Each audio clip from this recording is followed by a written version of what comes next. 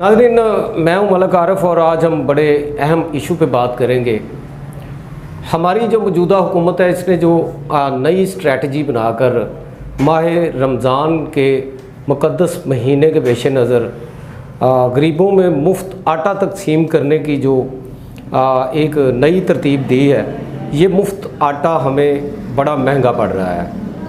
इस पे लोगों की अमवात हो रही हैं, कहीं पे भगदड़ मच जाता है, कहीं पे बदनज़मी की वजह से लड़ाइयाँ हो रही हैं, झगड़े हो रहे हैं, कहीं आटा छीना जा रहा है। और अब तो ये इतलात मसूल हो रही हैं मुख्तलिफ़ शहरों से, ख़बरें आ रही हैं, ब्रेकिंग न्यूज़ आ रही हैं कि आज साहिवाल में ये वाक़या हुआ कि खतून जो है वो आटा लेते हुए कतार में खड़ी थी, वहाँ पे भगदड़ मचा और वो वहाँ पे मौत की नज़र हो गई, मर गई बेचारी। इससे पहले एक शख्स जो है वो बूढ़ा आदमी आटा लेते हुए वो मौत की नींद सो गया। तो रोज़ बरोज़ ये वाक़यात सामने आ रहे हैं। अभी कुछ रोज़े गुज़रे हैं तो ये वाक़यात हैं। अब सारे रोज़े गुज़रने के बाद पता नहीं कितनी अमवात हो जानी है, आगे क्या होना है। ये आप लोगों की तज़लील भी कर रहे हैं। लोग अपने घरों से निकलते हैं, माएँ अपने बच्चों को घरों में छोड़ के आटा लेने जाती हैं, सुबह से वो कतार में खड़ी होती हैं, शाम तक उनकी बारी नहीं आती, अगले दिन फिर जाती हैं, फिर उन ये सब कुछ जो आप कर रहे हैं, क्या जैसे आप बिजली का बिल भेजते हैं, सुई गैस का भेजते हैं, तो आटा भेजना मुश्किल था।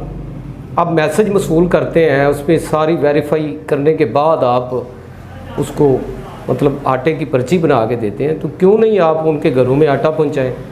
वाइट कॉलर लोग जो हैं वो तो बेचारे लाइनों में लगने के लिए जो तैयार ही नहीं है, उनके मैसेज भी वो उस पर अहल हो चुके हैं, लेकिन वो आटा लेने के लिए इस वजह से नहीं जाते कि वो उनको लोग देख लेंगे, उनको नदामत महसूस होती है। लेकिन हमारे जो ईवानों में बैठे लोग हैं, जो पॉलिसियाँ बनाते हैं, उनको ज़रा भी नदामत महसूस नहीं होती कि जो इज़्ज़तदार लोग हैं वो कतारों में कैसे लगेंगे, वो अपनी बारी का इंतज़ार कैसे करेंगे। पहली बात तो ये है कि आपने जुल्म किया, ये ज़्यादती की है कि आटा महंगा कर दिया। जो मतलब कीमतन आटा आप दे रहे थे, वो 600 का जो एक बैग था उसको आपने 1200 का कर दिया ताकि कोई ख़रीद ही ना सके, मुफ्त आटा लेने के लिए कतारों में खड़े हों। ये आप अपनी सियासी साख को मजबूत करने के लिए ये अवाम के साथ क्यों खिलवाड़ कर रहे हैं। बड़े अफसोस से कहना पड़ रहा है कि मौजूदा हुकूमत के पास ऐसे कोई पॉलिसी मेकर नहीं है जो उनको ये बता सकते कि इसमें ये दुश्वारी होगी, लोगों को मुश्किलात का सामना होगा। एक तरफ महंगाई और गुर्बत के अफरेत में जो फंसे आम आवाम हैं वो बेचारे पता नहीं कैसे गुजारा करते हैं इस वक्त, और आपने आटा भी महंगा कर दिया। अब मुफ्त आटा लेने के लिए तो एक नया इम्तहान शुरू हो जाता है कि लोगों की जो औरतें हैं, गैरतमंद लोग, कैसे उनको ये गवारा करेंगे कि वो जाके कतारों में लगें और वो बच्चों के लिए आटा लेके आएँ। खुदा का खौफ खाएं यार, ये आप मुल्क को किस तरफ ले जा रहे हैं। ऐसे तो अवाम मर जाएगी। अवाम के पल्ले पहले ही कुछ नहीं है, वो रो रहे हैं, वो इस इंतज़ार में है कि कोई ऐसा हुक्मरान आए जो मुल्क की बात दौड़ संभाल सके और जो मौजूदा इस वक्त महंगाई है उसको कंट्रोल कर सके। हर चीज़ महंगी हुई पड़ी है। अब ईद पे आपको ये मैसेज मिलेंगे कि लोग जो हैं वो अपने बच्चों की फरमाइशें नहीं पूरी कर सकेंगे, उनके कपड़े, जूते, ये सब कैसे पूरा करें।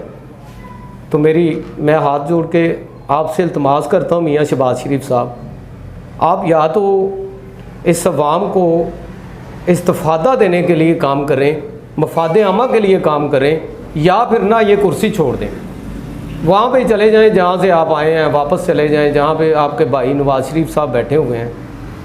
मरीम नवाज़ को भी उधर ले जाएं, शहबाज शरीफ साहब ख़ुद भी चले जाएं, और ये मुल्क जो है ना ये उन इदारों के सुपुर्द कर दें जो इदारे आपको लेके आए। बहुत शुक्रिया। इसी के साथ इजाज़त चाहूँगा, अगली वीडियो में फिर मुलाकात होगी।